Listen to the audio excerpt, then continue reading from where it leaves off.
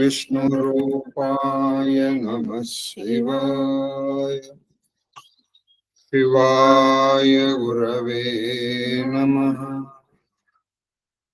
ॐ नमः चण्डिकाय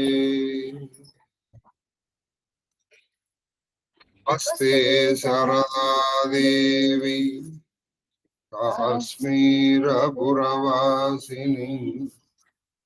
त्वामहं प्रार्थये नित्यम् विद्यादानं च देहि मे। श्रीकृष्ण शरणं मम, श्रीकृष्ण शरणं मम, శ్రీకృష్ణ శరణం. మహాదేవ మహాదేవ మహాదేవ.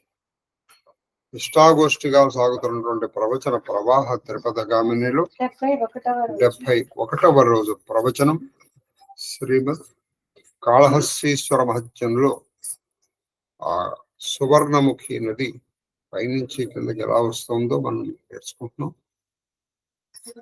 ఇందులో మనం ఇంచుమించు 5 వాక్యాలు చెప్పుకున్నాం కదా, 4 వాక్యాలు చెప్పుకున్నాం.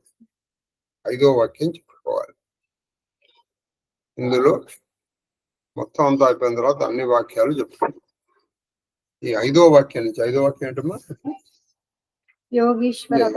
ఇక్కడి నుంచి 5, 6, 7 ఈ 3 చాలా గొప్ప వాక్యాలు, అన్ని మంచివి. అందులో 5, 6, 7 చాలా. ఇక్కడ ఎలా రాశారంటే ఈయన శ్లేష, ఒకవైపు ఒక అర్థం, ఇంకోవైపు ఇంకొక అర్థం. సాహితీ ప్రియులకి, తెలుగు భాష మీద అభిరుచి ఉన్నటువంటి వాళ్ళకి ఈ 5, 6, 7 వాక్యాలు మహాపండగ. ఇది ఒక విధంగా సువర్ణముఖి నది అని అర్థం, ఇంకొక విధంగా యోగీశ్వరు. విందాం.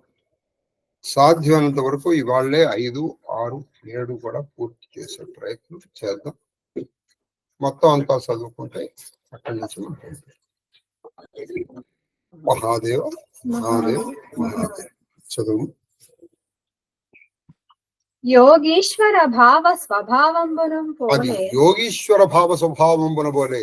ఈ వర్ణముఖి ఎలా ఉందంటే యోగీశ్వర భావ స్వభావంబున పోలే. స్వభావం అంటే సహజంగా వచ్చింది, అంటే వాళ్ళకి బై బర్త్ స్వభావం, అది వాడి స్వభావం అండి. అంటే ఏంటిది? వాడికి ఎక్కడి నుంచో వచ్చింది కాదు, అది వాడి పుట్టుకదో. నిన్న మీకు నేను చెప్పాను, వాసనలు. అది వాసన లభ్యం అని మంచిగానే చెడుగా. యోగీశ్వర భావ స్వభావం అంటే యోగీశ్వరుల యొక్క భావము. భావము అంటే ఇక్కడ వాళ్ళ యొక్క మనస్సు, ఆలోచన, అంటే వాళ్ళ యొక్క సహజ స్వభావం లాగా ఉందిట ఈ సువర్ణముఖి. ఏంటంటే నదికి సువర్ణముఖి ఏమి అసలు పోలిక చూడండి. శ్లేష చాలా బాగుంటుంది. ఏమిటయ్యా అంటే ఇందులో మళ్ళీ అంతర్గతంగా, ఇప్పుడు మనం చూడండి, రోమన్ నంబర్ వేసి 1, 2 వేసి మళ్ళీ వేస్తాం చూసారు, అలా యోగీశ్వర భావ స్వభావంబును పోలే. అంటే యోగీశ్వరుల యొక్క మనస్సుకి సహజంగా ఉంది. ఎలాగో అంటే ఒక 4, 5 కారణాలు చెప్తున్నారు. ఏమిటవి అంటే చెప్పమ్మా. అమంద బిందు సముదయంబును, అది అమంద బిందు సముదయంబును. అమంద బిందు సముదయంబును బాగా గుర్తుపెట్టుకోవాలి. అమంద అంటే తక్కువ కాని, మంద అంటే నెమ్మదిగా, అమంద అంటే ఎక్కువ, బిందు సముదయం. మీకు 2 అర్థాలు చెప్తాను. బిందు అంటే నీటి కణ, సముదయం అంటే తక్కువ కాని నీటి కణముల యొక్క సమూహము. అంటే మంచి నీరు సమృద్ధిగా ఉంది. ఇది నదీ పరంగా. మరి యోగీశ్వరులు ఎలా అవుతారండి? అమందము, తక్కువ కాని, బిందు. బిందు అంటే ఏంటంటే, బిందు అంటే ఎక్కడ అయితే ప్రాణము మనస్సు కలుస్తుందో దాన్ని బిందువు అంటారు. మీరు శ్రీచక్రంలో చూడండి, మీకు అక్కడ వరకు త్రికోణాలు కానీ వృత్తాలు కానీ, మీకు అదే మీకు నేను చెప్పేటప్పుడు ఆలోచన, ఈ మన పరమాత్మ అంటే ఎక్కడైతే ఆజ్ఞ వచ్చిందో అది బిందు స్థానం, అందుకే అక్కడ పొట్టు పెట్ట. అది చక్రము ప్లస్ అబ్జము కూడా. ఆజ్ఞాచక్రాబ్జ నిలయ. ఆ పైకి వెళ్ళేప్పటికి మహాబిందువు వస్తుంది, సహస్రారం. ఈ బిందువు ఏమిటది? బిందువు it is a shortest form of a circle. అక్కడ మనస్సు, ఇప్పుడు మనకి మీకు కొన్ని ఇవి చెప్పాను. ఏది? జ్ఞానమయ, విజ్ఞానమయ, ప్రాణమయ, మనోమయ, అన్నమయ కోశము. అన్నమయ, ప్రాణమయ, మనోమయ, జ్ఞానమయ, విజ్ఞానమయ. ఇప్పుడు ఈ అన్నమయ కోశం శరీరం, ప్రాణమయ కోశం, మనోమయ కోశం. ఎక్కడైతే ఇవి రెండు కలుస్తాయో దాన్ని బిందువు అని పిలుస్తారు. బిందువు అనగా ప్రాణమయ,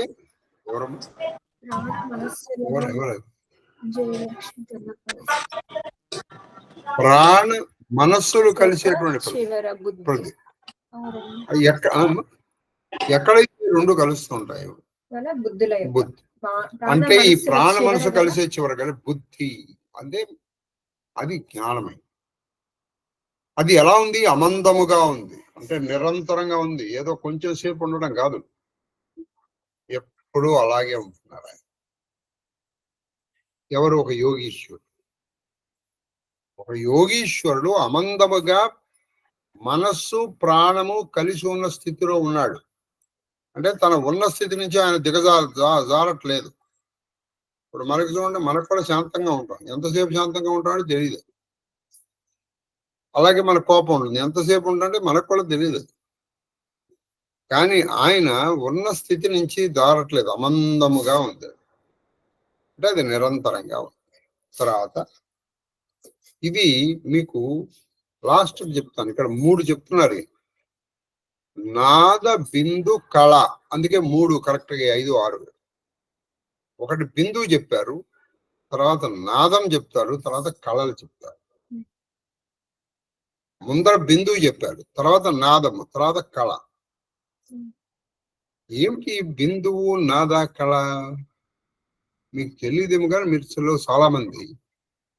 మీలో చాలా మంది వినుండరు.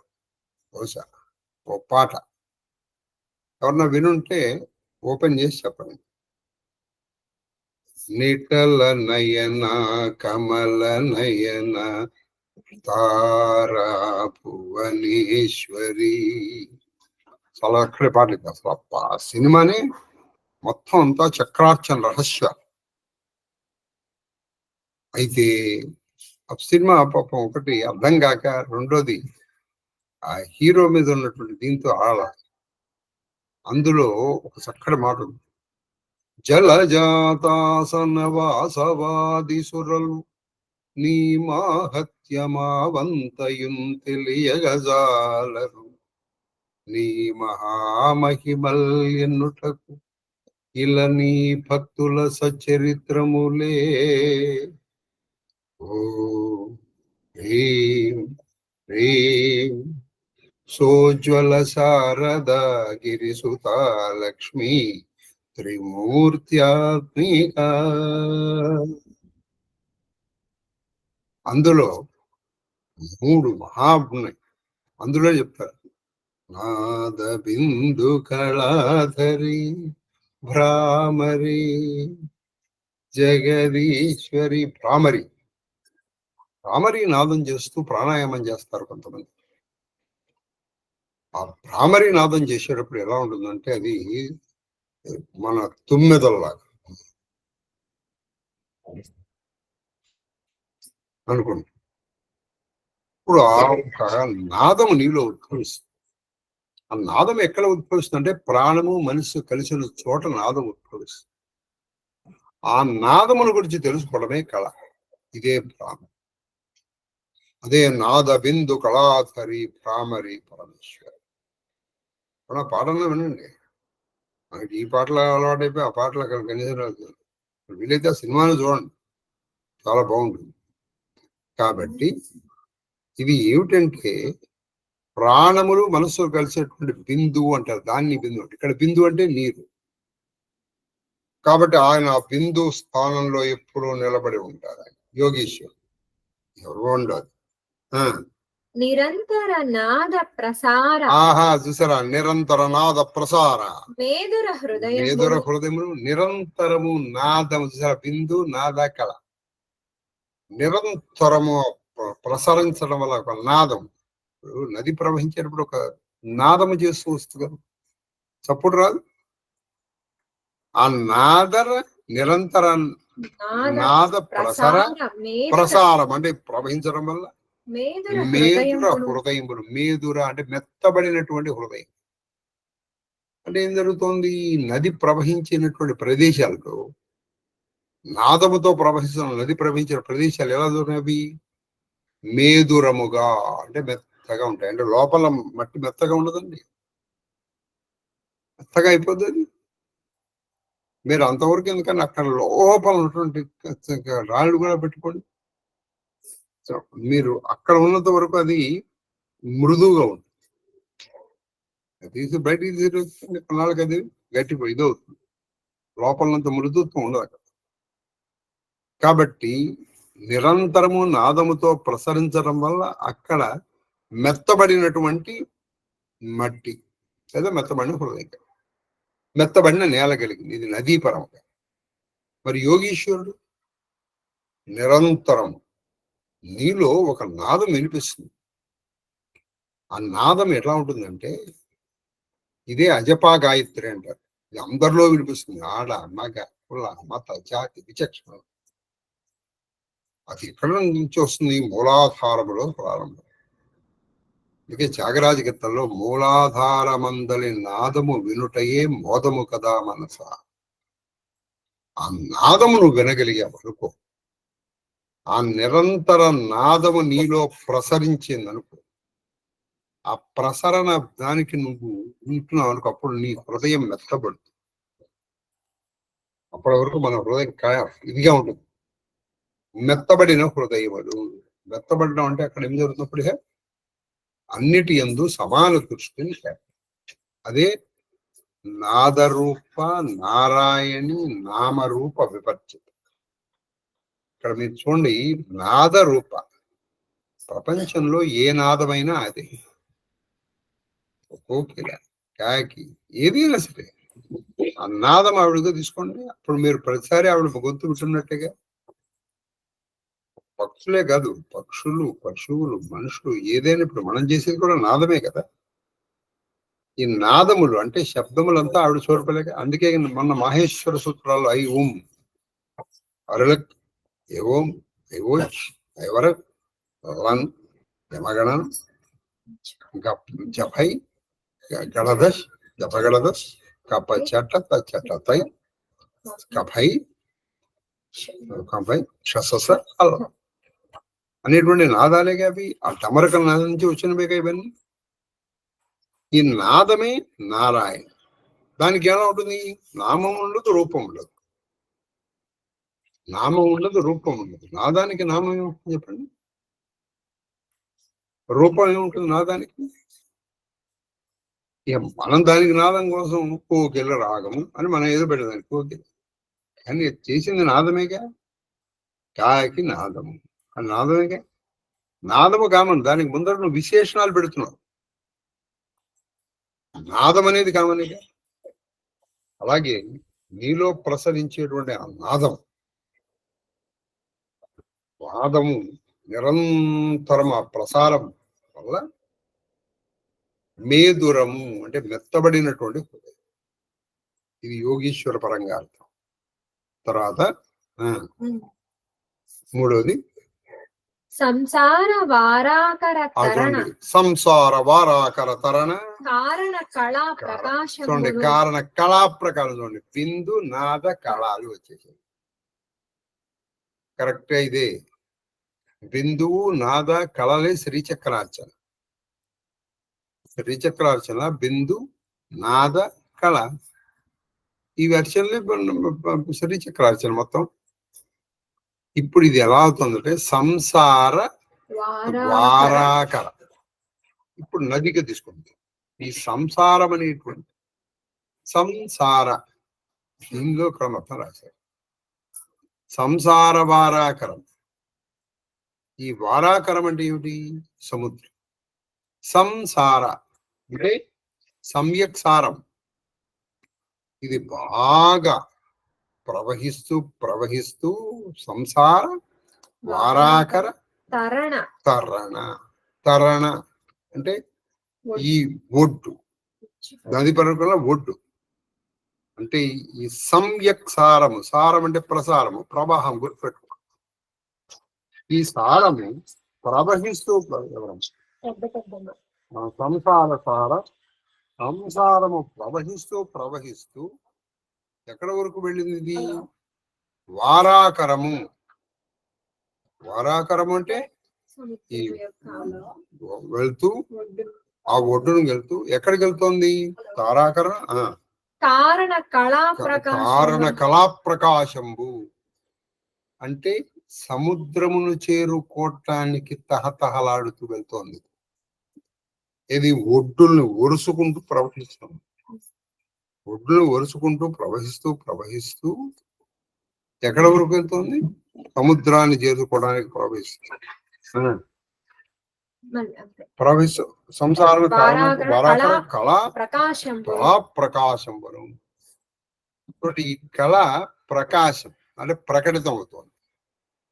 మీకు ఇక్కడే కొంచెం శ్రీచక్ర రహస్యాలు చూడండి. బిందువు దగ్గరికి వచ్చేటప్పటికి ఏమన్నారు? బిందు సజ్జం చదువు అక్కడ. బిందు సముదయం. అది బిందు అంత బిందు సముదయం. నాదము వచ్చేసేటప్పటికి ఎలా ఉంది? నాద ప్రసారం. నాదము ప్రసారం అంటే బిందువు కదలదు, ఉంటుంది అక్కడ. నాదము కదులుతుంది, కదులుతుంది, వ్యాపిస్తుంది. కాబట్టి అది నారాయణ. ఇది కళ అవుతుంది. ప్రకాశం. ప్రకాశం అంటే ప్రకటితం అవుతుంది. ఇది ప్రకటితం అవుతుంది. మాటల్లో కూడా ఇది ప్రకటితం అవుతుంది. కాబట్టి ఇక్కడ నా కళా ప్రకాశం అంటే ప్రకటితముగా అది సముద్రానికి చేరుకోవాలి అన్నటువంటి కుతూహలము దానిలో స్పష్టంగా కనిపిస్తుంది. అందుకే అది ఏం జరుగుతుంది? సంసార వారాకర తరణ. దాని దగ్గరికి వెళ్ళి ఆ కళా ప్రకాశం తొందర కనిపిస్తుంది. సువర్ణముఖి నది. ఇది నది. ఈ యోగీశ్వరుడు ఎలా ఉన్నాడు? ఈ సంసారము అంటే ఈ యొక్క ఈ మామూలు ప్రపంచం, లౌకిక ప్రపంచం, ఇది ఒక సముద్రం. దీన్ని దాటాలి అనుకున్నాడు.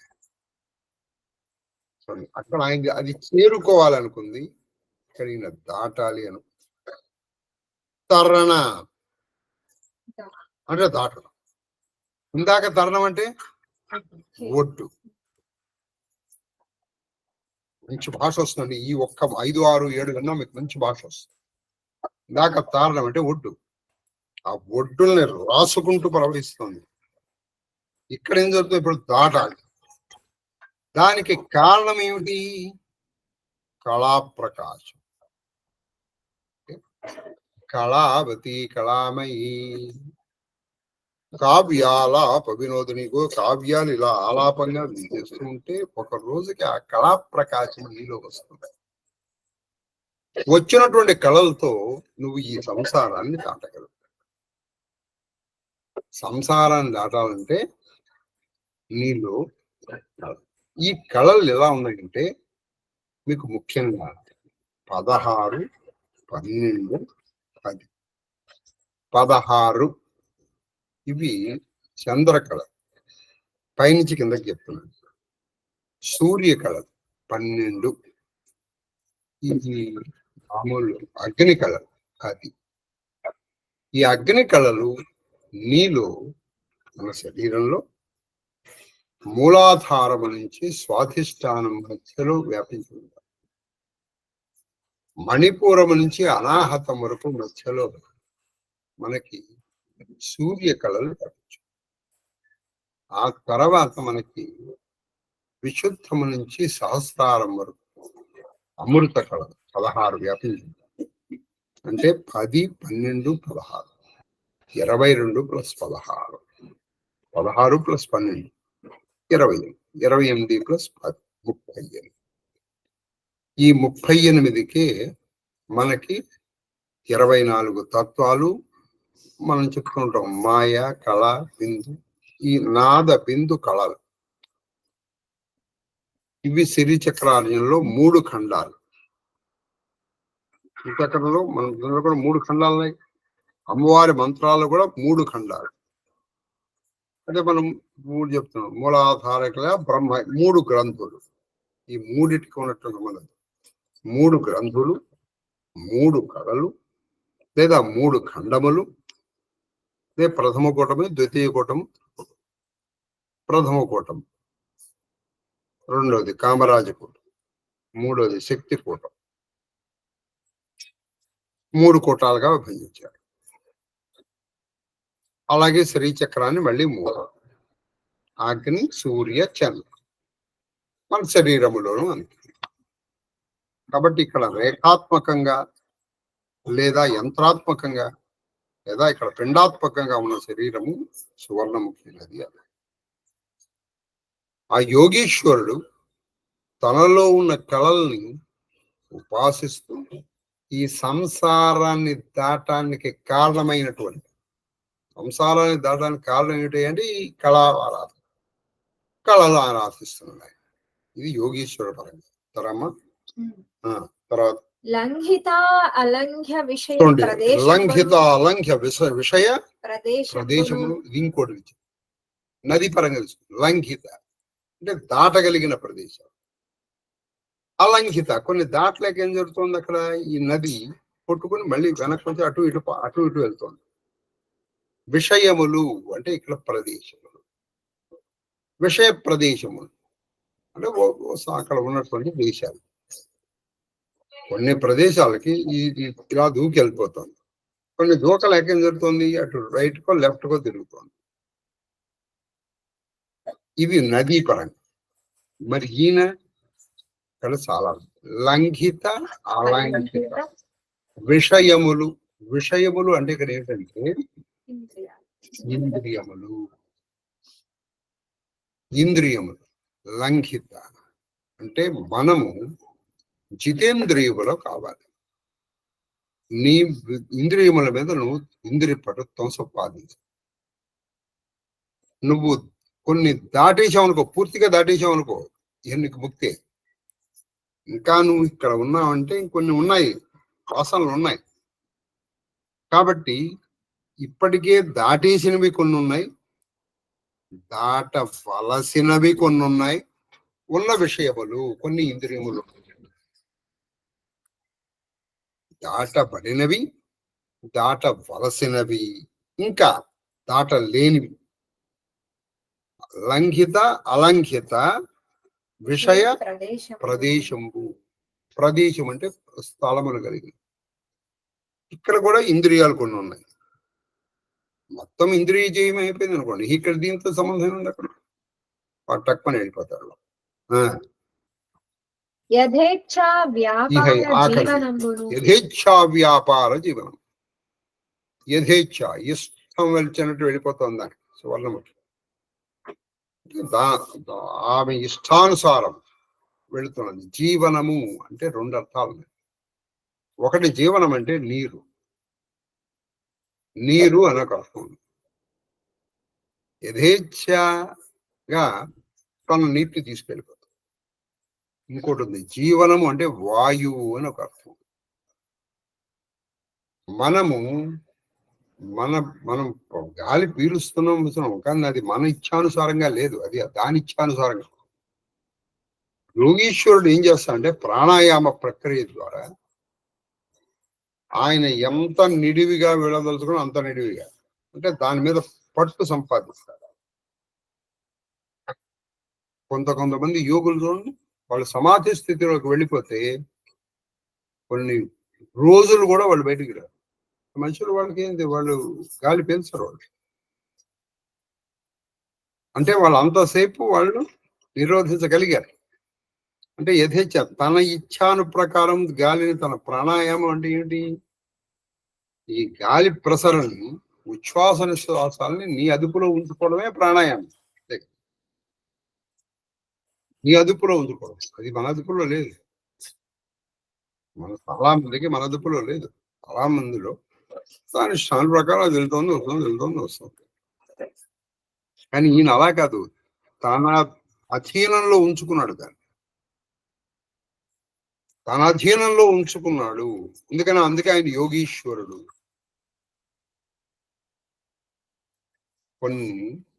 కొన్ని రోజుల తరపాటు ఉండేవాడు రామకృష్ణ పరమహంస. మరి ఎలా ఉన్నారండి అంటే అది ఇప్పుడు వ్యాసం కూసుమిచ్చా, వ్యాసం చేయలేదు దాన్ని. ఇప్పటికి కూడా మీరు చూస్తూ ఉంటారు కొంతమంది, అంటే వాళ్ళు ప్రకటన ఒక దీనికోసం, ప్రచారం కోసం ఏదో గోంతో వేసి దాంట్లో పడుకుంటారు. కొంటాది అవ్వకలేదు, ఏం అవ్వకలేదు, వాళ్ళు అలా కూర్చుంటారు. నిశ్చేషుడే ఉంటాడు. దాన్ని సమాధి స్థితి అంటారు. ఈ సమాధి స్థితికి రావడానికి యమ నియమ ఆసన ప్రాణాయామ ప్రత్యాహార ధారణ ధ్యాన సమాధ్యష్టాంగం. కాబట్టి తన ఇచ్ఛా ప్రకారం ఇక్కడ జీవనం అంటే వాయువు ఉంచేవాడు కాబట్టి యోగీశ్వరుడు. కాబట్టి ఈ సువర్ణముఖి ఎలా ఉందంటే ఒక యోగీశ్వరుడు లాగా. ఇవి 5 లక్షణాలు, 6 లక్షణాలు. ఇంకొకటి లోకైక పావనంబను. ఈ సువర్ణముఖి మొత్తము ప్రపంచాన్నంతా పావనము పవిత్రీకృతం చేస్తుంది. యోగీశ్వరుడు ఏం చేస్తాడు? కరెక్ట్ గా ఆయన అదే చేస్తాడు, గుర్తుపెట్టుకోండి. యోగీశ్వరుడు ఉన్న ప్రదేశము, యోగీశ్వరుడు ఉన్న దేశము పవిత్రమైపోతుంది. ఇప్పుడు మనం ఒక జపం చేసాం, ఒక తపస్సు చేసాం, ఒక అభిషేకం చేసాం, ఆ పరిసరాలు మొత్తం పవిత్రం అయిపోతాయి. పరిసరాలు మొత్తం పవిత్రం అయిపోతాయి. And it is a fact. ఇప్పుడు మనం అభిషేకం చేయవచ్చు. ఇంటికి వచ్చిన తర్వాత హిమ్మక్క చెప్పింది, సార్ అక్క ఎక్కువ ఇప్పటికి ఆ గోడలో వినిపిస్తుంది సార్, నేను వినగలిగి ఉండాలి. అలాగే మొన్న వేదఘోష జరిగించు ఎలా, మీరు ఇప్పటికెళ్ళి చూడండి, అది మీరు వినగలుగుతారు. అది లోకైక పావనం.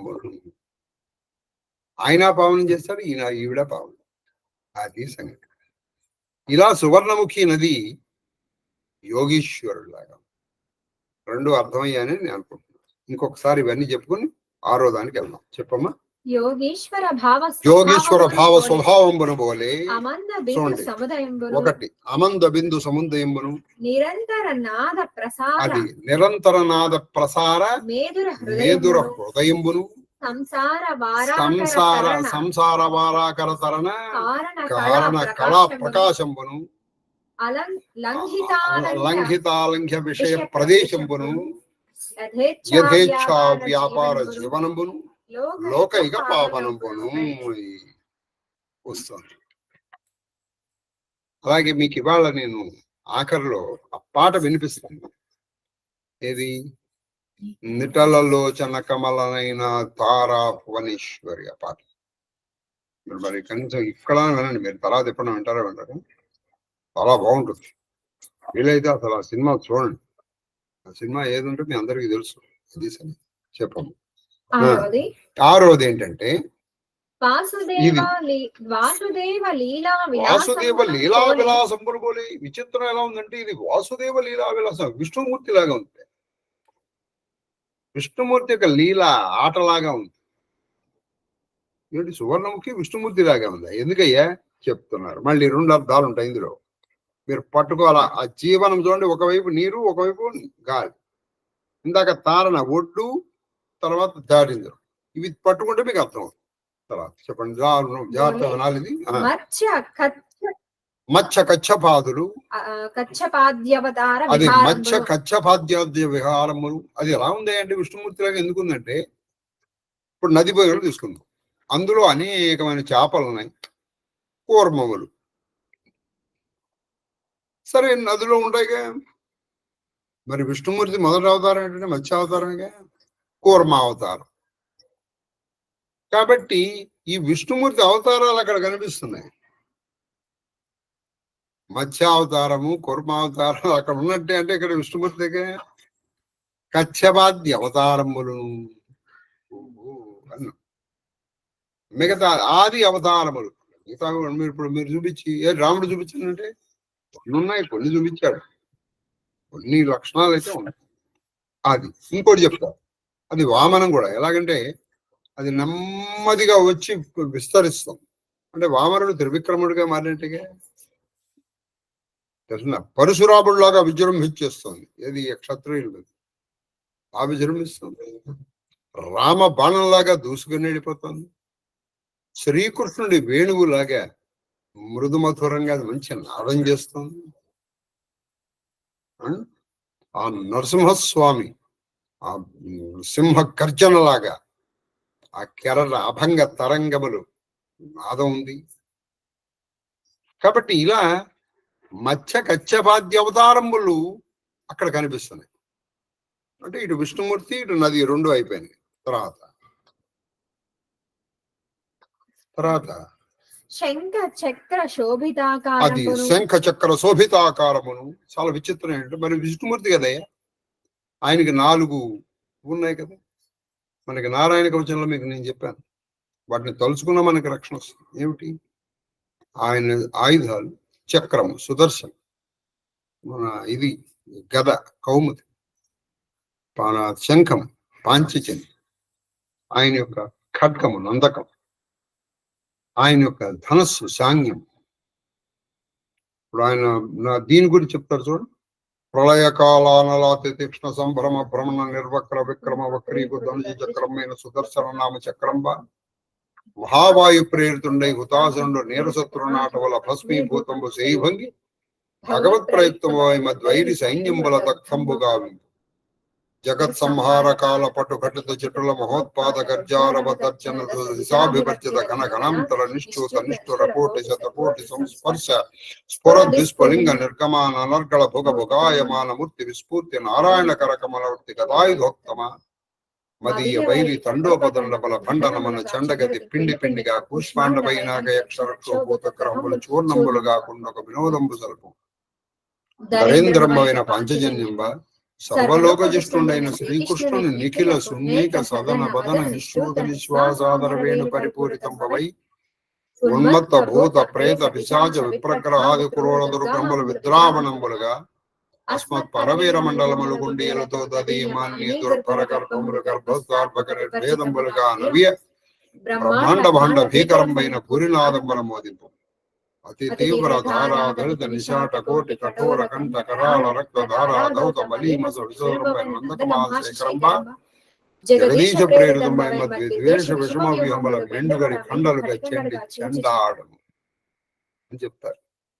అలాగే ఈయన శంఖ చక్రములు మరి ఆయుధాలు ఉన్నాయి కానీ ఉన్నాయి. ఎలాగున్నాయంటే అక్కడ ఇప్పుడు నదిలో మనకి శంఖాలు దొరుకుతాయి, కంబువులు అంటారు. ఆ శంఖాలు ఉన్నాయి అక్కడ. సముద్రంలోనే దొరకక్కర్లేదు, నదులు కూడా దొరుకుతాయి. అవి కొన్ని కంబువులు చిన్న చిన్న, పెద్ద కూడా దొరకచ్చు.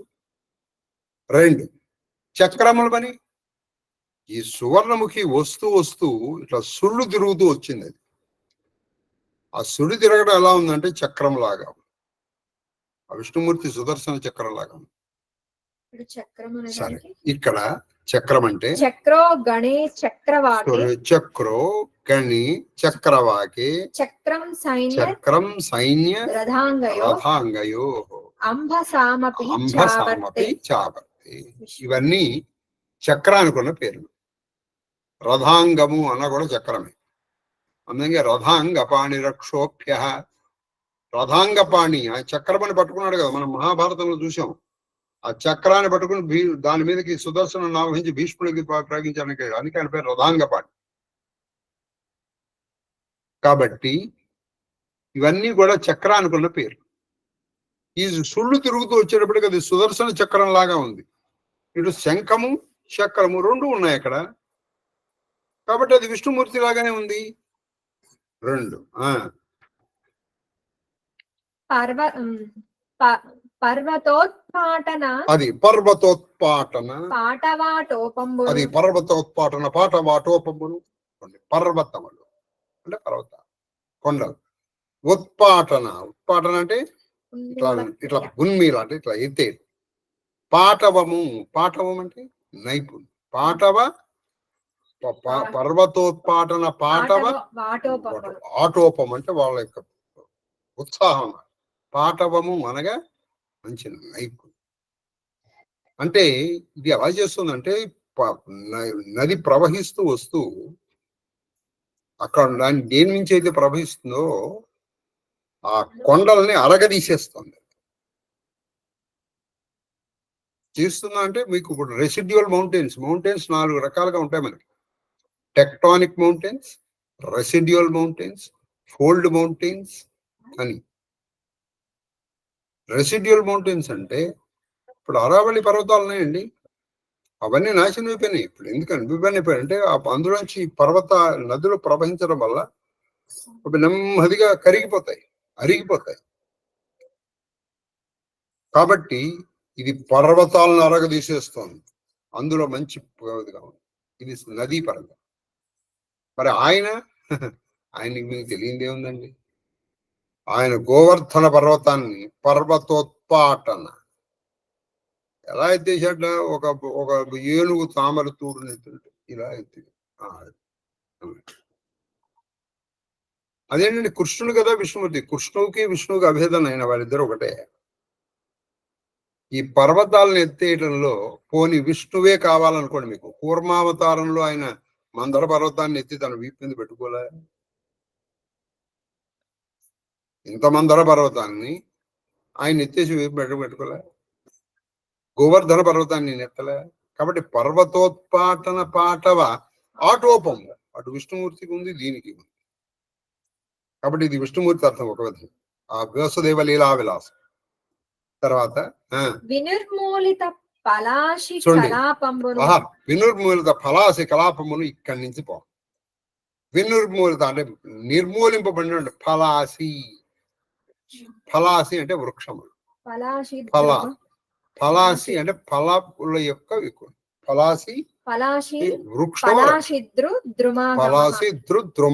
ఫలాసి అన్న అన్న ద్రుమ అన్న వృక్షము, చెట్టు అని అర్థం. ఆ వేగానికి చెట్లు ఇట్లా రాలిపోతున్నాయి. ఇది కూకటి వేళతో పెకలించిపోతుంది. మరి విష్ణుమూర్తి ఈయన ఎప్పుడు జీవించాడే? చెట్లు కాదు, ఇక్కడ ఫలాసి అంటే ఇంకో అర్థం ఉంది, రాక్షసులు అని అర్థం. ఫలాసి అంటే రాక్షసులు అని అర్థం ఉంది. ఫలాసి అంటే వృక్షములు అని ఒక అర్థం ఉంది, రాక్షసులు అని అర్థం. ఈయన రాక్షసులు నిర్మూలించేశాడు. ఇది ఫలాసి వినిర్మూలిత ఫలాసి కలాపం. అనేక రకాలుగా చేశాడు. ఎంతమంది రాక్షసులు పెట్టి అసలు విష్ణుమూర్తి పనే ఆయన రాక్షసులు చంపడం కదండి. ఆయనకి రాక్షస వైరి అని పేరు, మిగతా ఎవరికి ఆ పని లేదు. కాబట్టి ఫలాసి అంటే రాక్షసుల్ని చంపిన వాడు విష్ణుమూర్తి. కాబట్టి వాసుదేవులు ఇలా విలాసం. ఇక్కడ ఫలాసి అంటే వృక్షములు. తర్వాత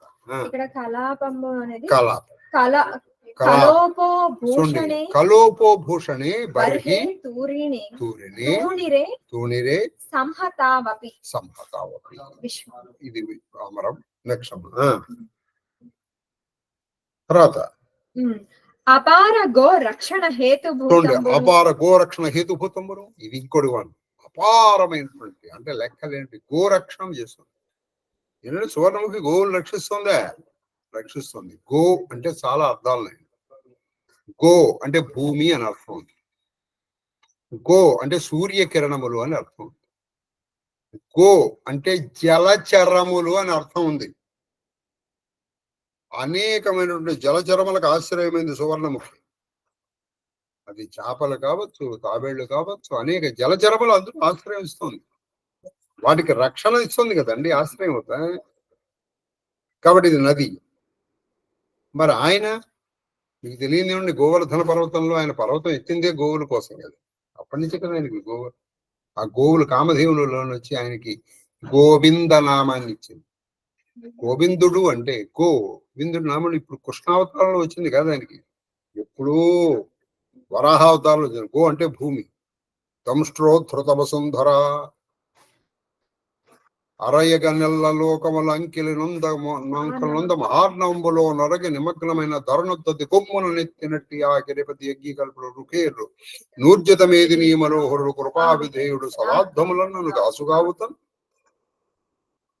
ఆయన గోవిందుడు రక్షించిన వాడు, అపారమైనటువంటి గోరక్షణ సమర్థన కలిగిన వాడు. కాబట్టి ఇది వాసుదేవుడికి కూడా అర్థం సరిపోయింది.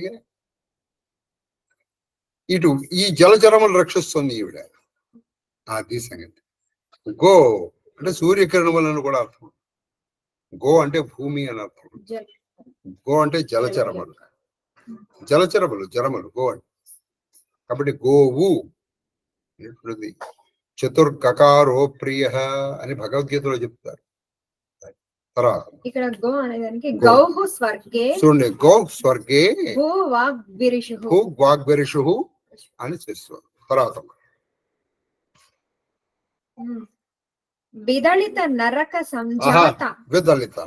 సంజాత జనకేధన సన్నిపాతములునై. ఇది విదళిత అంటే నరకబడినటువంటి, కొట్టబడి. విదళిత నరక సంజాత, నరకము అంటే అర్థం ఉంది. ఏమిటది? ఇక్కడ మామూలు నది పరంగా మీరు తీసుకున్నారు అనుకోండి, నరకం అంటే నిరయం, నిరయం అంటే యమలో. విదళిత నరక సంజాత జనఖేదన అంటే జనుల ఖేదము. అంటే ఖేదం అంటే వాళ్ళకి దుఃఖం. ఆ దుఃఖం పోగొట్టింది. ఎందుకు? విదళిత నరకాన్ని పోగొట్టింది. ఎలాగా? సువర్ణముఖి నదిలో చేస్తే పుణ్యము. ఆ పుణ్యం ఉనికి వచ్చింది అనుకోండి, నీకు నరకం పోతుంది. ఎందుకని అన్ని నదులు అందులో ఉన్నాయి. కానీ నిన్న చెప్పాం కదా మనం, శోణా నది ఉంది, గంగా నది ఉంది, కృష్ణా నది ఉంది. నదీ స్నానం వల్ల నీ పాపాలు దహించుకుపోతాయి, పుణ్యలోకాలకు వెళ్ళిపోతావు. అంటే నరకాలకు నువ్వు విదళితం అయిపోతున్నావు. దానివల్ల నీకు ఏం జరుగుతుంది? విదళిత నరక జనఖేదన జనఖేదన, జనులకు ఖేదన. ఖేదన అంటే దుఃఖము యొక్క సన్నిపాతము. అంటే వాళ్ళకి నరయమును పోగొట్టేటువంటిది అని అర్థం. మరి ఈయన విదళిత నరక అంటే నరకాసురుడైనటువంటి రాక్షసుడిని ఈయన విదళిత చంపడం వల్ల జనఖేదన అంటే జనులకు ఖేదన. ఇక్కడ వరకు ఈయన కల్పిస్తున్నాడు. ఈ నరకాసుడి వరకు కలిగిన బాధలన్నీ పోగొట్టాడు ఆయన కృష్ణావతారంలో. ఆ బాధలని పోగొట్టే కదా మనం దీపావళి చేసుకుంటున్నాం. కాబట్టి విదళిత నరక సంజాత జనఖేదన సన్నిపాతం. కాబట్టి ఇటు వాసుదేవ లీలా విలాసానికి, ఇటు నరకానికి కూడా, ఇటు సువర్ణముఖి కూడా సరిపోయింది. తర్వాత ఇక్కడ నరకో నిరయో దైత్యే. ఇవన్నీ వాసుదేవ అంటే అర్థం ఏంటంటే, వసుదేవుడి కొడుకు వాసుదేవుడు అని అపశ్చాత్తదర్థం చెప్పకూడదు. ప్రతి వాళ్ళలోనూ వసించి వెలిగేటువంటి వాడు అని అర్థం. వాసుదేవుకి అర్థం చెప్తాను వినండి.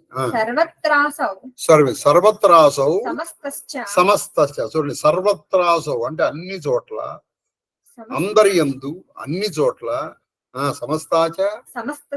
సమస్తస్య అది వసత్యత్రేటి అంటే అన్ని చోట్ల, అందరి యందు, అన్ని చోట్ల, అన్ని వేళలైందు, అన్ని వేళలయందు, అన్ని చోట్ల, అందరి యందు, అంతటా వసస్య వసించడం అంటే నివసించి, దివి ప్రకాశించేవాడు వాసుదేవుడు. గుర్తుపెట్టు. వాసుదేవేతి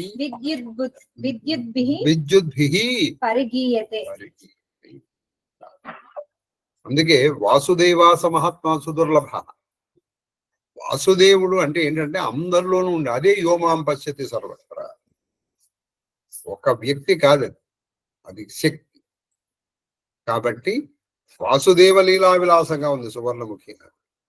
ఇది బాగానే అర్థమై ఉంటుందని నేను అనుకుంటున్నాను. లాస్ట్ అది అమ్మా. ఏడవది ఇప్పుడు ఇది సువర్ణముఖి మహాదేవుడిలాగా ఉంది, అంటే శివుడిలాగా ఉంది.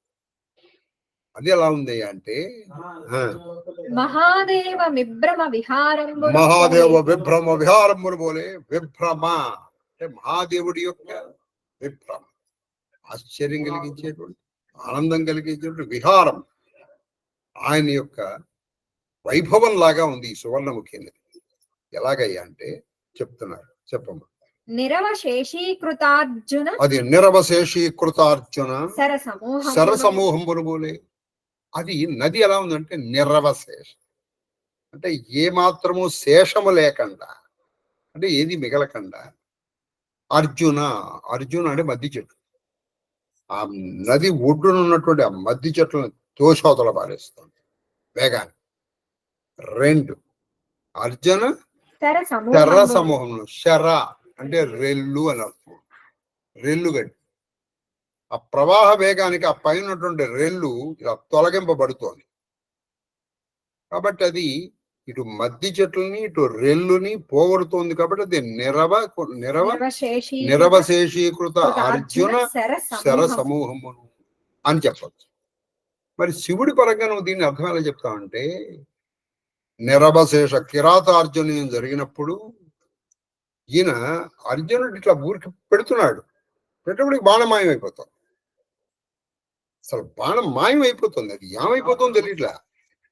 నిరవకృత అర్జున. ఇక్కడ అర్జునుడు అంటే అర్జునుడు, పాండవ మధ్యముడైన అర్జునుడు. ఆయన యొక్క శరములు అంటే బాణములు. ఇక్కడ శరం అంటే బాణం, ఇందాక అక్కడ శరం అంటే రెల్లు. నిరవశేషీకృత అర్జున శర సమూహమును. ఆయన శర సమూహంలో పెడుతున్నాడు. అందుకే అటునిట్టులై సవ్య సాచి సంధించడం మరచిపోయి ఇట్లా పెట్టేటప్పటికి ఇట్లా బాణం అయిపోతుంది. ఆకరణంతో లాగుతున్నాడు, అసలు అక్కడ బాణం లేదు. ఇదేమిటని మళ్ళీ బాణం పెట్టుకున్నాడు, మళ్ళీ బాణం అయిపోతాం. కిరాతార్జున మన మహాభారతంలో చాలా విస్తారంగా చెప్పుకున్నాడు. ఈయన తన మాయ వల్ల మళ్ళీ మాయం చేశాడు. దాంతో కోపం వచ్చినట్టు అర్జునుడు ఏం చేశాడు, బ్యాట్ గాంధీవం కొట్టాడు. కొట్టేటప్పటికీ ఘాటు పడింది. మరి ఇప్పటికి కూడా నర్మదా నదిలో కొన్ని శివలింగాల ఘాటున్నవి దొరుకుతాయి. ఆ ఘాటున్నవి దొరికిన శివలింగం దొరికితే చాలా దృష్టం. అలా మనం పెట్టుకోకూడదు సుమా, అవి దొరుకుతాయి, సహజంగా దొరుకుతాయి. అదే మరి మీరు చూసి తెచ్చుకోవాలి. కాబట్టి ఇక్కడ అర్జునుడి యొక్క శర సమూహాన్ని అంటే బాణ సమూహాన్ని మాయం చేసిన వాడు ఇది శివుడి పరంగా. ఇక్కడ రెల్లు అర్జున అంటే మద్ది చెట్టు, వాటిని నాశనం చేసింది సువర్ణముఖి అని ఇందుకు. అర్జున అంటే అర్జున కకుభౌ పార్థౌ. ఇవన్నీ మద్ది చెట్లకున్న అర్థాలు. తర్వాత మదిత మన్మథ సముత్సాహంబును. మన ముందర శివుడి పరంగా చెప్తున్నాం. మదిత అంటే నిర్మూలించబడినటువంటి, సంహరించబడిన మన్మథ. ఆ మన్మధుడి యొక్క సముత్సాహం, మంచి ఉత్సాహం మీద ఉన్నాడు వాడు. ఏమైపోయినా సరే నేను ఈ శివుడిని గెలిచేస్తాను. వాడు రెచ్చిపోయాడు. రెచ్చిపడితే పార్వతీదేవి కూడా తిట్టింది. అలా వాడు తగదిది ధరణీధర వరసు కుమారి తగదిది అంటే కావడదు వాళ్ళు. ఈశుని దాసుని చేతువ అపసర అపచారము కాదా. సేవలు చేసి ప్రసన్నుని చేయ నా స్వామి నన్ను నీ సాయమే వలదోయి అన్న వీడు వినల. ఒకరన్నమాట వచ్చేసాడు. కాబట్టి వీడు ఏం చేశాడు, మదిత మన్మథ సముత్సాహమును, వాడి యొక్క ఉత్సాహాన్ని సమూలంగా నాశనం చేసేసాడు. కంటి మంటతో కాముణ్ణి కాల్చినటువంటి ఏకైక వ్యక్తి మహాదేవ్ అండి. అవునా, అలాగండి. మరి సువర్ణముఖి ఏం చేసిందండి, ఇక్కడ మదిత నిర్మూలించడం. మన్మథ అంటే అర్థం ఏంటంటే ఒక వెలగ చెట్టు. వెలగ పండు మీకు తెలుసా, కపిత్వం అంటారు. వెలగ పండు మన ఏనుక్కి చాలా ఇష్టం. వెలగ బండుకి మన్మథ చెట్టు అని అర్థం ఉంది. ఆ గట్టు మీద ఉన్నటువంటి వెలగ చెట్లు ఇది పారేస్తాం, కింద పడేస్తాం. మీరు మహాభాగవతం చెప్పేటప్పుడు నేను ఆ మొదట్లో ఒక పెద్ద వచనానికి ఇలాగే 2 అర్థాలు చెప్పాను. అప్పట్లో కొంతమంది చేత కంటతా కూడా పట్టించాను, అది గుర్తుపెట్టుకోండి. కాబట్టి ఇక్కడ మన్మథ అంటే ఇది వెలగ చెట్లు పడేస్తుంది, ఇది సువర్ణముఖి. ఆయన మన్మధుని పడేశాడు. 2 అర్థాలు. మన్మథకి అథ కపిత్తము అంటే వెలగ చెట్టు. తర్వాత శుద్ధదిక్త గ్రాహి మన్మథ. ఇవన్నీ అమరంలో పేరు. తర్వాత గగన తరంగిణి సంగతంబును. గగన తరణి సంగతంబును అలా చదవాలి మనం. గగన తరంగిణి సంగతంబును, గగన తరణి సంగతంబును. పదం ఇచ్చేటప్పటికి అర్థం మారిపోయింది. గగన తరంగిణి, గగన ఆకాశము, తరంగిణి అంటే ఆకాశం యొక్క గంగ. ఆ తరంగిణి సంగతంబును, సంగతము అంటే బాగా వెడులు. అక్కడి నుంచి సంగతం, సమ్యక్ గతం, దాని నుంచి వచ్చింది కదండి గతము. భావయుక్తే గమనం అంటే దాని నుంచి వచ్చింది, ఆకాశగంగ నుంచి కదా. ఈయన బ్రహ్మదేవుడు ఇలా చూసేటప్పటికి అక్కడి నుంచి కదా వచ్చింది. కాబట్టి ఆ గగనధరణి సంగతమే కదా సువర్ణముఖి. ఓ అలాగే అండి, దాని నుంచి వచ్చి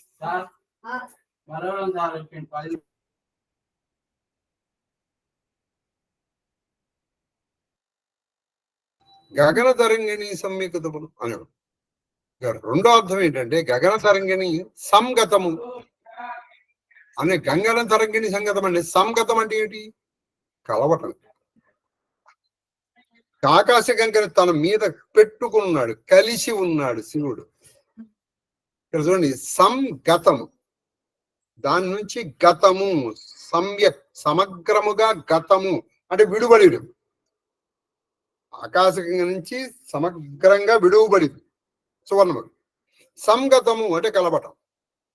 ఈ సం దగ్గర మీరు ఆపి ఒక్క సెకండ్ ఆపి చెప్పారా, విడవబడటం అలా. సంగతం అంటే కలిసి ఉండటం. ఆకాశగంగతో కలిసి ఉంది శివుడు. తర్వాత సముత్తుంగ పుర భంగుర ప్రభావం. అది సుముత్తుంగ పుర భంగుర ప్రభావం. సముత్తుంగ అంటే బాగా ఉత్తంగా పైకి లేచినటువంటి ఎత్తైనటువంటి పుర్ర. ఇక్కడ సువర్ణముఖి. పుర్ర అంటే గుగ్గిలపు చెట్లు. గుగ్గిలం చెట్లు అంటే ఏంటి? మనం సాంబ్రానికి వాడతాం కదా. వనస్పత్యులది వై నానా గంధ ఆగ్రే సర్వదేవనాదే దశాంగం గుగ్గులోపేతం మన మంత్రం చెబుతూ ఉంటాం. ఇప్పటికి కూడా ఉంది అది, దశాంగం గుగ్గులోపేతం అని. ఆ గుగ్గుల చెట్లు ఎలా ఉంది? అది సముత్తుంగ పుర్ర. పుర్ర పుర్ర అంటే గుగ్గుల చెట్టు. పుర భంగుర అంటే ఈ గుగ్గిలపు చెట్లు ఇట్లా పైగా ఈ గుగ్గులపు చెట్లకు ఎలా ఉందంటే అది స్వయంగా పగిలిపోతూ ఉంటుంది. ఇట్లా కట్టేటప్పుడే పగిలిపోతూ ఉంటుంది. అందుకే అవి తెచ్చుకుంటారు, ఆ గుగ్గిలం వేస్తారు. ఇక్కడ మరి శివుడికి పరంగా అర్థం ఏంటి? సముత్తుంగ పుర. ఈ 3 పురాలు ఉన్నాయి త్రిపురములు. త్రిపురములను పూర్తిగా భంగం చేసినటువంటి వాడు శివుడు. ఇక్కడ పుర అంటే త్రిపురములు. తర్వాత గుగ్గిలో ఖదిత పురహ అని శాస్త్రం. పురము అంటే పట్టణం అని ఒకటి ఉంది, పురము అంటే త్రిపురములు, పురము అంటే గుగ్గిలపు చెట్లు అని ఒక అర్థం. ఇది నిజాశ్లేష నిమగ్న శివ భాగము. నిజాశ్లేష అంటే తన ఆశ్లేష అంటే బిగి కౌగిల్లో ఉంచుకుని, దగ్గరగా ఉంచుకుని. తర్వాత నిమగ్న అంటే దాంట్లో బాగా మునిగిపోయినటువంటి శివ. శివ అంటే జమ్మి చెట్టు. జమ్మి చెట్టు అంటే మనం దసరాకు వేస్తూ ఉంటాం, బంగారం మగ్గర సెమీ వృక్షం, దాన్ని శివ అంటారు. శివా అంటే జమ్మి చెట్టు. ఇది పెరిగేటప్పటికీ కొన్ని జమ్మి చెట్లు ఈ నదిలో మునిగిపోయినాయి. ఈ నదిలో మునిగిపోయినాయి. నది తనని ముంచేసి తనలో ఉంచుకున్నటువంటి అది అని అర్థం. ఇంకొక అర్థం ఉంది. ఈయనేం చేశాడు?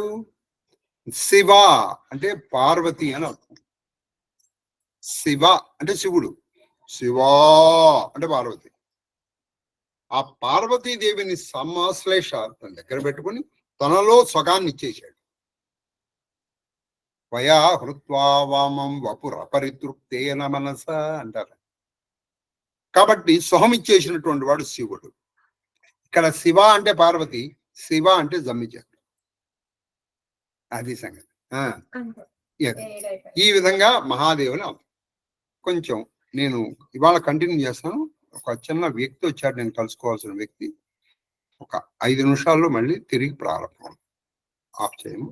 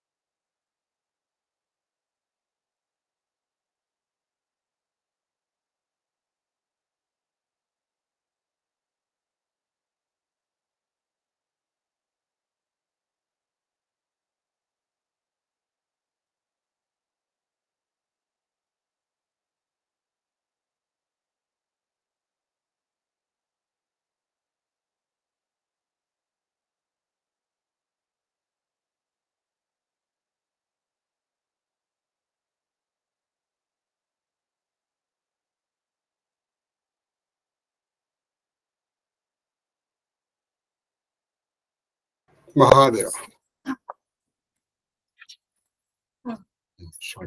రామచరితమానస్ మహాదేవ్ చాలా చాలా చక్కటి దీన్ని శ్లేష సహితమైనటువంటి ఉపమాలంకారములతో ఒక విధంగా యోగీశ్వరుడితో వాసుదేవుడితో పోల్చారు. రేపు 8, 9, 10 కంప్లీట్ చేద్దాం. దాంతో ఈ సువర్ణముఖి నది ఆవిర్భావం పూర్తి అయిపోతుంది. ఆ తర్వాత ఒక 2-3 రోజుల్లో ఈ ఆశ్వాసం పూర్తి అయిపోతుంది. మహాదేవ్ మహాదేవ్ మహాదేవ్ చెప్పమ్మా. చౌపాయ్ కలిత కరిబరణి పరి అంబారి కహినా జాహి జహి భాతి సవారి చలే మత్త గజ గంట బిరాజి మనహు సుభగు సావన ఘనరాజి వాహన అపరా అనేక విధాన శిబికా సుభగ్ సుఖాసన జాన సిన్హ చడి చలే విప్రభర బృంద జను తను ధరే సకల శృతి చంద మాగధ సూత బంది గుణగాయే చలే జానా చలి జో జహిలాయే లాయక్ బేసర్ ఊట వృషభ బహుజాతి చలే వస్తు భరి అగణిత భాతి కోటిన్హ కావరి చలే కహార వివిధ వస్తు కో భరణే పార చలే సకల సేవక సముదాయి నిజ సాజు సమాజు బనాయి సమృతములైన భద్రగజములపై అందమైన అంబారీలు అమర్చబడెను. అది సమున్నతమైన ఉత్తమైనటువంటి అంబారీలు మంచి ఆసనాలు. అసలే అది పైద దాని మీద ఆసనం. మదపటేనులు ఘంటానాదములతో గంటాలు శ్రావణ మేఘముల వలె కదులుచుండెను. అవి ఎలా ఉన్నాయి? మదపటేనులు అంటే శ్రావణ మేఘాలలాగా నల్లగా. పల్లకీలు చిన్న రథములు మొదలగు వాహనములలో వేదమూర్తులైన బ్రాహ్మణులు ప్రయాణం. పల్లకీల్లోను కొన్ని చిన్న రథాల్లో వేదమూర్తులైన బ్రాహ్మణులు వస్తారు. వంది మాగదులు సూతులు భట్రాలు వాళ్ళకి తగు వాహనములు వాళ్ళు వివిధ వస్తువులను వివిధ వస్తువులు ఒంటెలపై కంచరగాడిదలపై వేసి మీరు వెళ్లే వరకు వీళ్ళకి ఇవి కావాలి కదండి, భోజన పదార్థాలు మరి అలంకరణలు ఇవన్నీ కొన్ని రోజులు పడుతుంది కదండి. ఒక రోజు అది మరికొన్ని వస్తువులను మోయించు ముందుకు సాగుచుంది. పాదచారులు ఇంకొన్ని వస్తువులు అందరూ తమ పరికరమైన తీసుకొని వాళ్ళ పరికరాలు తీసుకొని గుంపులుగా వెళ్తున్నారు. సబ్కే నిర్భర హర్షు పూరిత పులకు శరీర కబహి దేకి నయన భరి రాములకను దోబీరా అందరి హృదయములను అపారమైన ఆనందముతో నిండి ఉండను. అది అందరి హృదయాలు అపారమైన ఆనందంతో నిండు. వారి తనువులు పులకరించెను. వాళ్ళ తనువులు పులకరించెను. కన్నులారా ఎప్పుడు కాంచగలమని అందరూ వాళ్ళు కన్నులారా ఎప్పుడు చూస్తాం అబ్బా ఇంకా తొందరగా రాది ఏంట్రా, ఇంకా రాది ఏంటి అని ఆలోచిస్తాను. చౌపాయ్ గర్జహి గజ ఘంట ధుని ఘోర రథ రవ బాజీ హింసా చహుఓర నిదరి గణహి గుర్మర్హి నిశానా నిజ పరాయి కచుసునయ నకానా महावीर भूपति के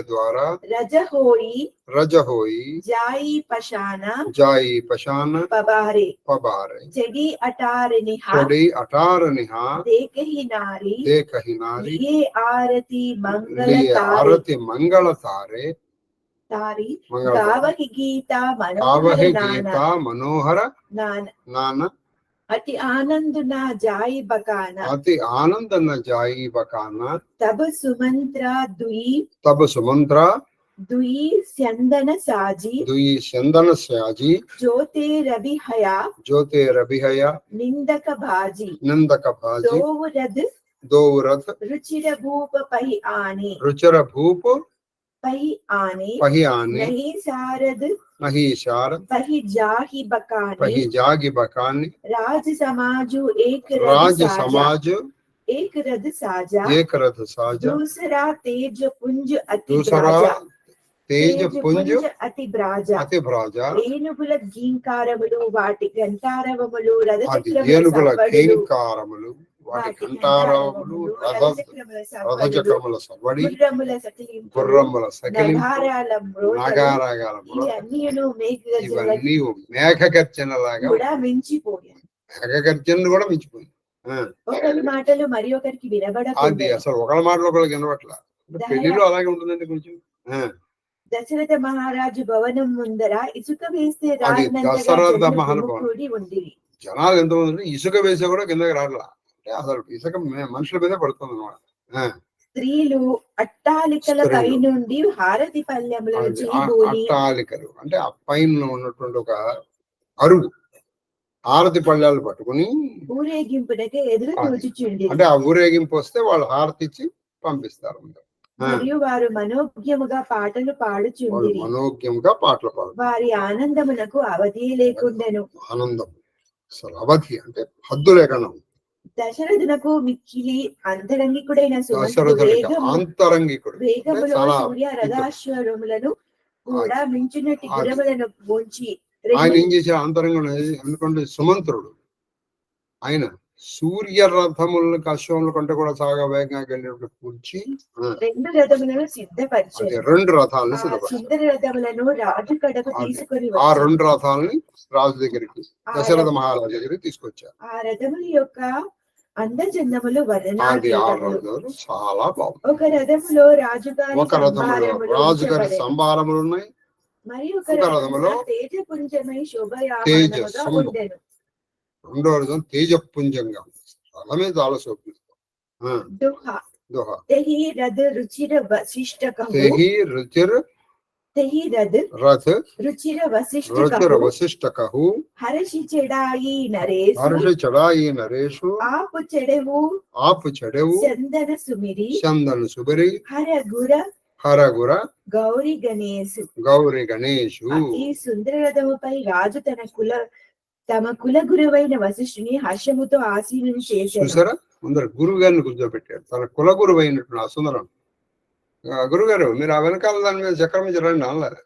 ఆయన కూర్చోబెట్టారు. కూర్చోబెట్టి పిమ్మట శివుని పిమ్మట తన గురువు శివుణ్ణి వశిష్ఠుని శివుణ్ణి గౌరీ శివుణ్ణి గణేశులను మనసులో గురువుడు గురువుని ధ్యానించి గౌరీ గణేశుణ్ణి మనసులో ధ్యానం చేసి దశరథుడు మరి ఒక రథముపై ఎక్కాను.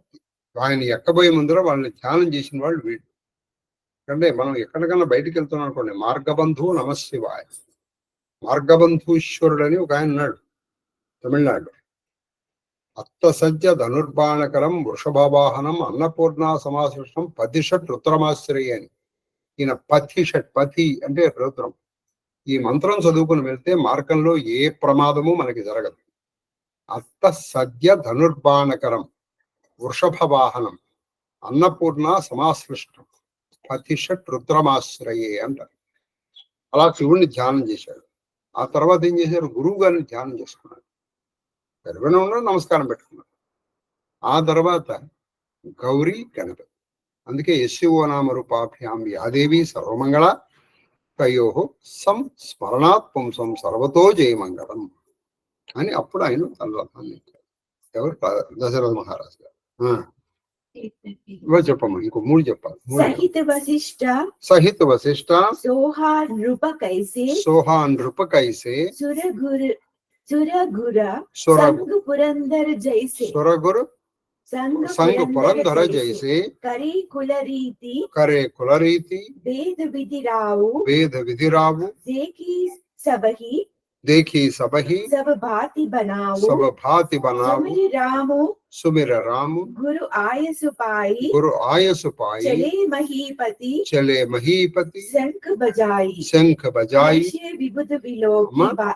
हर्ष विबुध हर्ष विबुधा विलोकी बाराता विलोकी भाराता वर्ष ही सुमन वर्ष ही सुमन सुमंगल दाता सुमंगल दाता भयव कोलाहल भय कोलाहल हय गय गाजे हय गय गाजी व्योम भराता व्योम भराता बाजने भाजे वाजनी भाजे सुर नर नारी सुर नर नारी सुमंगल गाई सुमंगल गाई सरस राग सरस राग बाजही सहनाई बाजही शहनाई शहनाई ఆ, అంతేలే. घंटा అది घंटी వాళ్ళది కదా సహనాయి అంటారు, వాళ్ళకి ఛాతి లేదు. అందుకే శంభు లేదు, శంభు. गुरु देवी गुरा గుర. घंट घंटी గంట గంటి दुनि भरनि ना जाही దున భరణి నజాహి सरव करही సరవ కరహి पायक पहराई కాయక పహరాయి करही विदूषक కరహి విదూషక कौतुक नाना కౌతుక నాన हास कुशल హాష కుశల कलगान सुजान కలగాన సుజాన. सुरगुरु वगु बृहस्पतितो అది కూడిన సురగురు అంటే దేవతల గురువు అయినటువంటి బృహస్పతితో కూడిన ఇంద్రుని వలె ఇంద్రుని వలె దశరథుడు వశిష్ఠుడితో కూడి ఒప్పారెను ఆయన ఈ బృహస్పతి ఈయన ఇంద్రుడు లాగా ఉన్నాడు. వంశానుగతములైన వేదోక్త విధములన్నీయును వంశానుగతములైన వేదం నెరవేర్పబడెను. అంటే వేదోక్తమైన విధములు అంటే వాళ్ళ వంశానికి కొన్ని ఉంటాయి. బయలుదేరబోయే ముందర ఇవి చేయాలి అని ఉంటాయి. అది వంశాచారము, కులాచారం, మతాచారము, ప్రాంతాచారాన్ని బట్టి చేయాలి. ఇవేంటండి, మా దగ్గర అలవాట్లేదు, మీ దగ్గర అలవాట్లేదు, వాడికి అలవాట్లేదు, వాడిని చేయి, తప్పులేదు. వాడి దగ్గర ఉంది కదా, వాడిని చేయని. అది సంగతి. అందరూ ప్రయాణమునకు అవసరమైన అందరూ ప్రయాణానికి అవసరమైన సామాగ్రితో బయలుదేరారు. దశరథ మహారాజు శ్రీరామచంద్రుడు తలంచుకొనుచు వశిష్ఠుని ఆజ్ఞలతో శంఖారావములతో ముందుకు సాగారు. వశిష్ఠుని ఆజ్ఞ తీసుకున్నాడు, శ్రీరాముని మనసులో పెట్టుకున్నాడు, ముందరికి బయలుదేరారు. ఈ పెళ్లి ఊరేగింపును చూసి దేవతలు కూడా దేవతలు కూడా అలపడ్డారు. తన శుభాశిస్సులతో పూలవాదనను కురిపించారు. వాళ్ళు శుభాశిస్సుల మీద పూలవాన కురిపించారు. అశ్వహేషలతో, అశ్వహేష అంటే సకలింపు, గజఘీంకృతులతో, వాద్య ఘోషలు, భూమి ఆకాశములు ఆకాశమున దేవాంగనలను మానవ భామనులు మంగళ గీతములు ఆలపిస్తున్నారు, పాడుతున్నారు, ఆడుతున్నారు. మంగళ వాద్యములు మంగళ వాద్యాలు, చిరు గంటల సవ్వడి, కంఠానాదములు, పెద్ద పెద్ద గంటల యొక్క నాదములు, మిళితములై మిన్ను కొందరు పాదచారులు గాలిలోనికి ఎగిరి, అది కొందరు పాదచారులు ఏం చేశారు, నృత్య గాలిలోకి ఎగిరి గావించి నృత్య విన్యాసాలు చేస్తారు. విదూషకులు విదూషకులు ఏం చేస్తారు, వాళ్ళు హాస్యోక్తులు, అందరినీ నవ్వించడానికి. కొందరు వినోద గీతములను అంటే వాళ్ళ ఆనందపరచడానికి. అది తురగున చావహి కువరవర్ అకనీ మృదంగ నిశాన నాగర నట చిత్తవహి చకిత్ డగహీన తాళ బదాన స్వరద్రూపులైన అంటే మంచి అందగాళ్ళు అయినటువంటి రాజకుమారులు మృదంగాది వాయిద్యములకు అనుగుణముగా నాట్య విన్యాసములు గుర్రములతో చేయిస్తాను నాట్యం. ఏ మాత్రము తాళగతులు తప్పని వాటి నృత్య భంగిమలను కాంచి నర్తకులు ఆశ్చర్యపడి చూడండి, అసలు తాళానికి ఏ మాత్రం భంగం కలగకుండా చూస్తున్నారు. నర్తకులు ఆశ్చర్యపడారు, ట్రై గుర్రం ఎలా చేయగలుగుతుంది, ఆ గుర్రం చేస్తే ఏం చేయాలి, దాన్ని చూసి నర్తకులే ఆశ్చర్యపోయారు. పెట్టామా ధూపమా ఘరావయామి. రామచరిత మానసు మొత్తం వర్ణన, ఇది గుర్తుపెట్టుకోండి. అసలు కథ వచ్చేటప్పటికి టక్ టక్ సాగిపోతూ ఉంటుంది. వర్ణనని ఎంజాయ్ చేయగలిగిన వాళ్ళు చేస్తారు, లేని వాళ్ళు బోరుకోవాలి. ధూపమా ఘరాభయం, దీపం ధ్యానం, ధూప దీపానందం, నైవేద్యం, ఓం భూర్భువస్సువః సర్వచైతన్యరూపాంతం మాధ్యం విద్యాజలిమ బుద్ధిం జ్ఞాన ప్రచోదయాత్ సత్యంతర్ధేన పరిణిజాం అమృతమృతోపస్థలం. ఓం ప్రాణాయ స్వాహ ఓం అపానాయ స్వాహ ఓం జ్ఞానాయ స్వాహ ఓం ఉదానాయ స్వాహ ఓం సమానాయ స్వాహ ఓం బ్రహ్మణాయ స్వాహ. मध्ये देवानीं समर्पयामसौ प्रक्षालयां वादौ प्रक्षालयां मुखे आचमनीयं समर्पयामि मङ्गलमहानीराजनदीपम्. क्षम रामाय रामभद्राय रामचन्द्राय वेदसे रघुनाथाय नाथाय सीताय पतये नमः. मृत्युंजयाय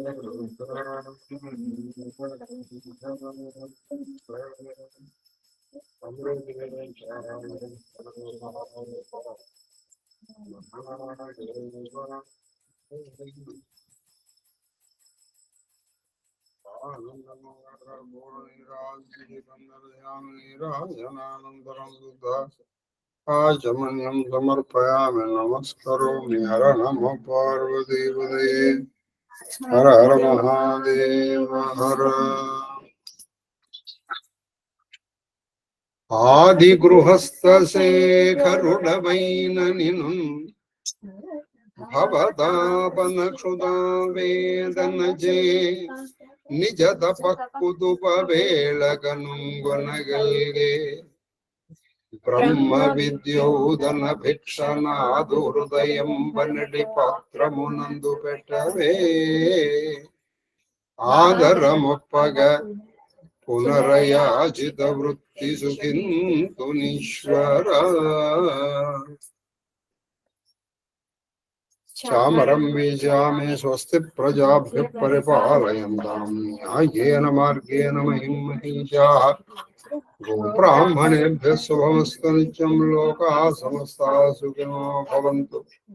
काले वर्षतु पर्जन्यः पृथिवी शुष्कशालिनी देशोऽयं शोकरहितो ब्राह्मणाः सन्तु निर्भयाः अपुत्राः पुत्रिणः सन्तु पुत्रिणः सन्तु पौत्रिणः अधना सदना सन्तु जीवेम शरदां शतम्. मां सह कुटुम्बं सुखपरिवारं रक्षन्तु सर्वे जनाः रक्षन्तु. सर्वशिवपरिवारस्य धर्मबद्धमनोरथफलसिद्धिरस्तु. करोनानिवारणस्तु धर्मस्य विजयोऽस्तु. सर्वं श्रीकृष्णचरणार्पणम्. गुरवे कुसुमञ्जरी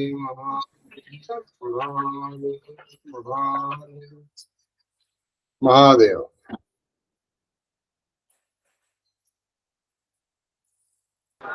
మహాదేవ మహాదేవ మహాదేవ గురుదేవ మహాదేవ్ మహాదేవ్. అమ్మా ఒక్క మాట మళ్ళీ గుర్తు చేశాను సార్. నీ నీ పేరు వినేటప్పుడు గుర్తొచ్చింది. మీకు ఒక పాట వినిపిస్తా అని చెప్పాను కదా, అమ్మా ఒకసారి అది తిరిగి. శ్రీలలిత అనే పాట వెనకాలన్న రహస్యం ఇందులో మనకు అర్థమవుతుంది. నా ప్రగాఢ విశ్వాసము శ్రీలలిత గారు వాళ్ళ నాన్నగారు ఈ సినిమా చూసి ఈవిడికి ఈ పేరు పెట్టుంటారని.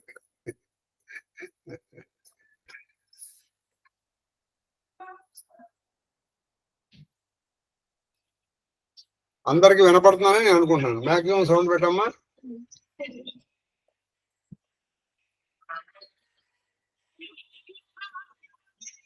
వినపడుతుందా? మహాదేవ్ గురు గారు వినిపించట్లేదు. ఇప్పుడు వినిపిస్తుందమ్మా? లేదు గురువు గారు. ఒక్క నిమిషం అమ్మా, ఇప్పుడు వినిపిస్తుందా? లేదండి, ఇప్పుడు వస్తుంది గురువు గారు. నయన పారాశ్వరి నమోరా సుందరి జ్ఞానేశ్వరి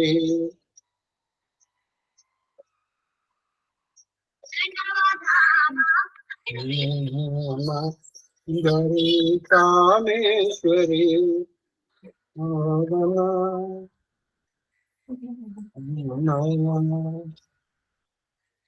అరుణ భగనామయ హసన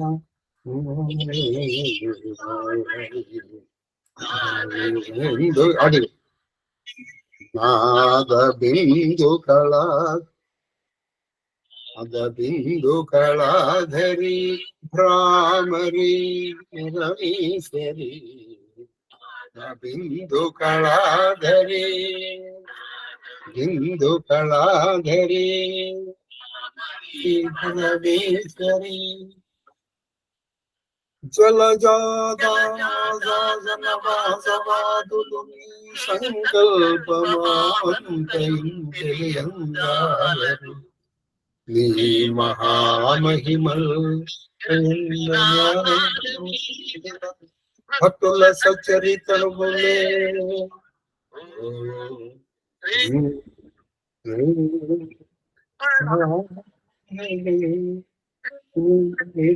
శ్రీలలిత శారదా లక్ష్మీ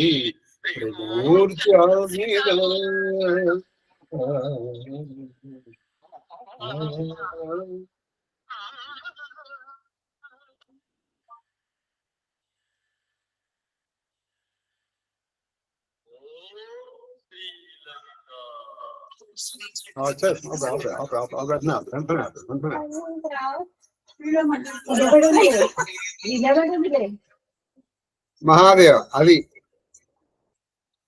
అది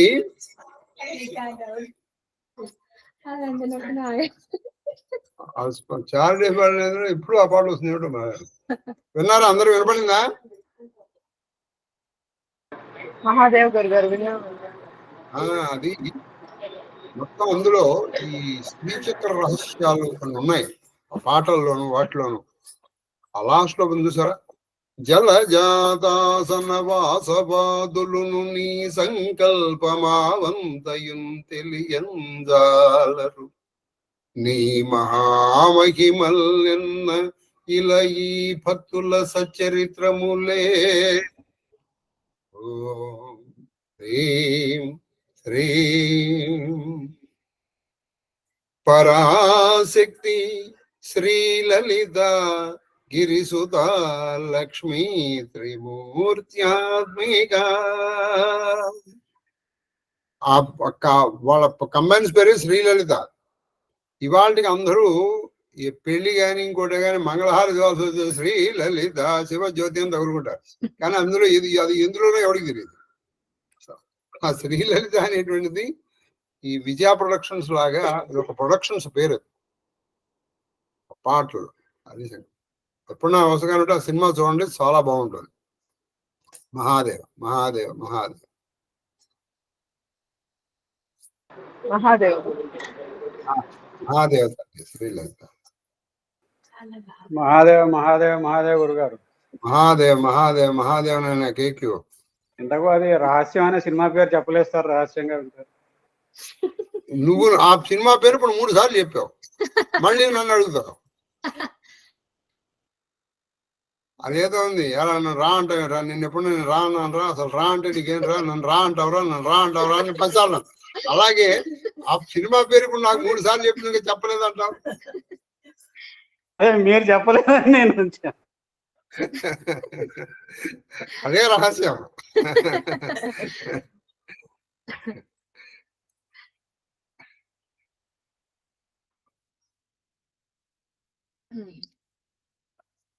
అయిపోయారమ్మా?